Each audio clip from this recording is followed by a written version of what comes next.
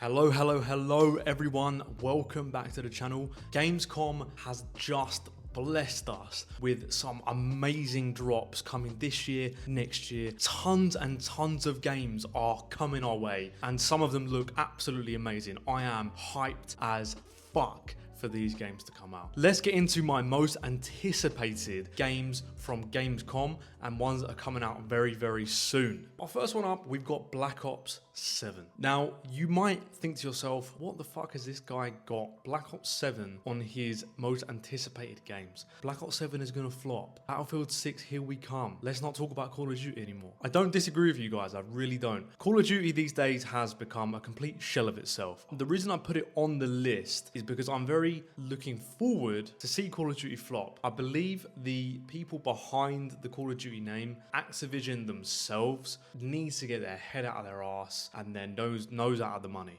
My main talking point for this is zombies. I am a huge Call of Duty Zombies fan. I have been following this story ever since it was first created. It's one of my favorite pieces of content lore-wise. The lore in this game mode is so fucking rich. There's still stuff to be discovered. I'm not a massive fan of all this Warzone mechanics being put into Call of Duty Zombies. The point system needs to go back to the old one. They need to get rid of armor plates. They need to just go back to basic COD Zombies formula. And they also need to rewrite this fucking story. They've brought back a version of the old characters, Takeo, Dempsey, Nikolai, and Richtofen. So it's a variation of the crew, a crew that we've never seen before. We're gonna see why they're trapped in the Dark Ether and what that's gonna bring. The new map looks like a Transit remaster in a sense. They are finally going to do it right. Transit ran into so many problems with production because it was just too ambitious. This Transit remaster looks to add in stuff like the diner and farm, as well as use those iconic locations and put them as survival maps. I don't know how well this is going to do.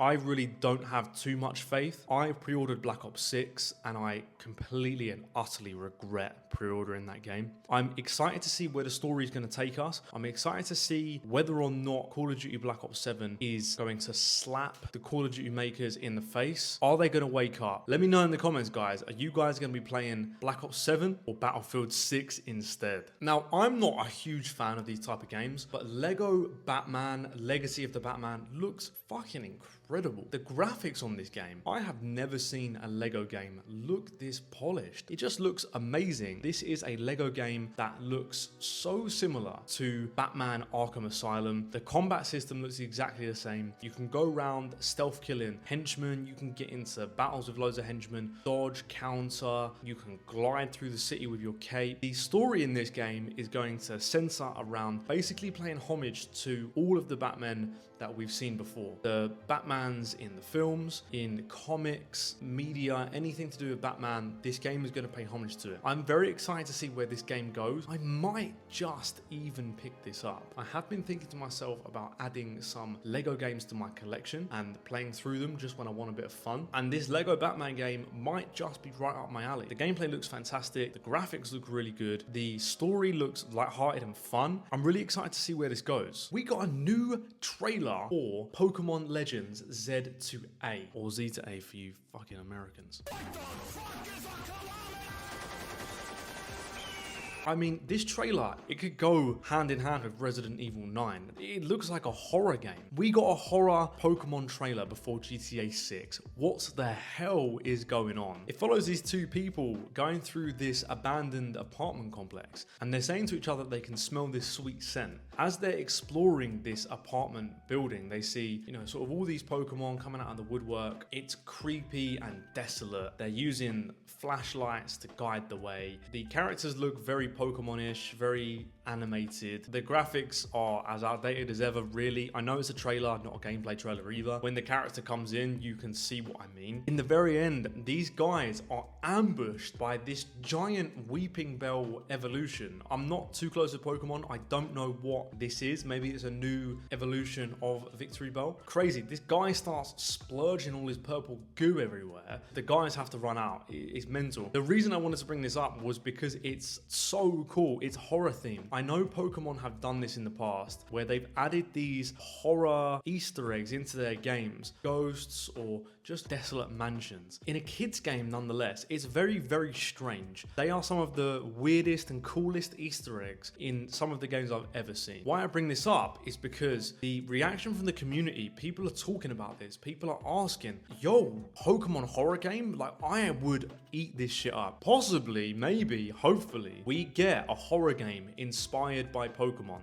How cool would that be? They use all of sort of the horror and scary Pokemon, add them into the game. I think it would be insane. I really do think people would enjoy that. Let me know what you guys think of the new Pokemon game and what it looks like, as well as what do you think about Pokemon games in general. Moving on to a game that I have actually pre-ordered the Steelbook version of, we've got Silent Hill F. I know this game has been announced like way before Gamescom, but we got a new trailer for this, more of a story trailer. It lets us see the voice characters for the English dub. When we first looked at the trailer that they dropped a couple of months ago, it was all in Japanese. It kind of worried me a little bit because I thought that maybe they were keeping it really, really traditional. They were going to have it in Japanese and you could just subtitle the game. Maybe that was a bit silly for me to think. Obviously, they would bring out an English version. From the trailer, it looks like Hinako is in some type of time loop here. She dies in the trailer or gets seriously hurt, and you hear somebody in the background saying that they're basically going to keep bringing her back until she fulfills what she's supposed to do. It seems like she's working with some kind of cult in this game, or she's at least on friendly terms with them. At the very end of the trailer, we see Hinako speaking to the guy who looks like the leader of maybe this cult. He wears a fox mask. Potentially this guy might be good. He might actually be helping Hinako out. Maybe we won't see it in the gameplay that we're actually seeing. He looks a bit evil. It's kind of like Pyramid Head and James Sunderland. Pyramid Head was a personification of James's guilt. However, he was helping James get through Silent Hill. In the end, James realizes what Pyramid Head is, understands that Pyramid Head is his guilt. He understands that the guilt is trying to guide him towards the truth, that he killed his wife, Mary. So maybe this is Hinako's Pyramid Head, this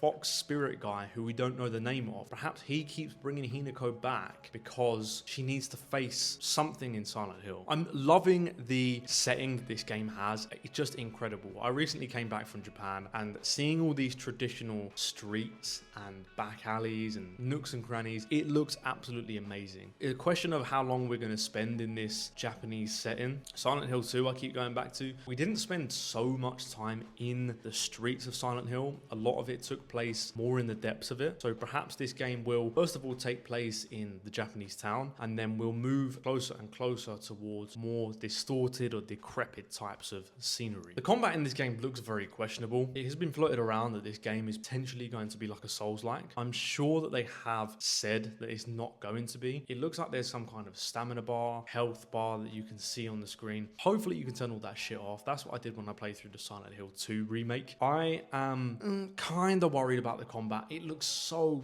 weird. It's like you hit an enemy and as you make contact, it freezes. Very comic booky for me. I'm not sure how this is going to pan out. Perhaps there's a reason why it's like that. It's more of a smaller point. If the story is fantastic, I'll bear with it. If the story is not great, I don't know if the gameplay is going to make up for that. Bloober Team has developed this by themselves. I have faith in Bloober Team. They are a very good team. The Silent Hill 2 remake that they did was absolutely phenomenal. All of the new parts that they added to that game were amazing. I loved them and they were all well received. However, they did have the Silent Hill 2 blueprint to work off of, so this one is completely made from the ground up. Let me know what you guys think in the comments. Are you gonna grab Silent Hill F by the balls and play that shit, or are you gonna lightly tickle the nutsack and maybe just watch it from afar? Let me know in the comments. And the game that's been hot on everyone's lips, it's Resident Evil 9 Requiem. Honestly, this game is quickly becoming my most anticipated game. This is coming out in February 2026, and at Gamescom we got a new trailer, more of a story trailer. It is in the perspective of Grace Ashcroft, our new main character. She's in her room on her computer. Her mum comes in. There's a bit of banter back and forth between mother and daughter, and then the phone rings. Grace picks it up. He's like, yo, where my money, bitch? And she's like, hey, listen, I'm gonna call you back. She hangs up the phone. Her mum's like, yo, brother, what's going on? Who is that guy? She's like, nothing. nothing, just some cold call. She's like, holy shit, we gotta get out of this bitch. Grace is like, yo, tell me what's going on, mother. She's like, oh, hell nah. We need to get out of here. Anyway, so they get out. They end up in the hallway. Some guy who looks like the conductor from Thomas the Tank Engine comes out of the shadows. He's like, hey guys, listen, I know the lights are off at the moment. I'm gonna fix it. As soon as he says that, he gets grabbed by a plastic bag around his head and his neck is slit. That's what you get for being a good guy. Guy who slits his throat looks like some kind of cult member from Resident Evil 4. You know the ones in the hoods? Absolutely crazy. Maybe they were never killed off and they've made a comeback. We then see Grace and her mum run out and they lock the door behind them. Her mum's trying to calm her down because she's having a panic attack. And then her mum goes off camera. You hear some kind of knife digging into flesh and Grace is like, oh! And Grace is like, ah! Yeah, you can tell that her mum's been killed off camera. Perhaps this is like a flashback before she becomes an FBI agent, as in what we saw in the first trailer that drops. I know there's gameplay footage out there and demos. I haven't watched any of it. I don't want to spoil it for myself. When I get the game, I want to play it without any external influence. It's interesting as well that we're not even getting Leon Kennedy in this, potentially. There's a lot of rumors going around that he's going to be a secondary character. He's going to appear somewhere, maybe as like a Chris Redfield character in the previous couple of Resident Evils. And here's the thing, I'm split on this. He's a seasoned vet. He's seen the horrors in Raccoon City.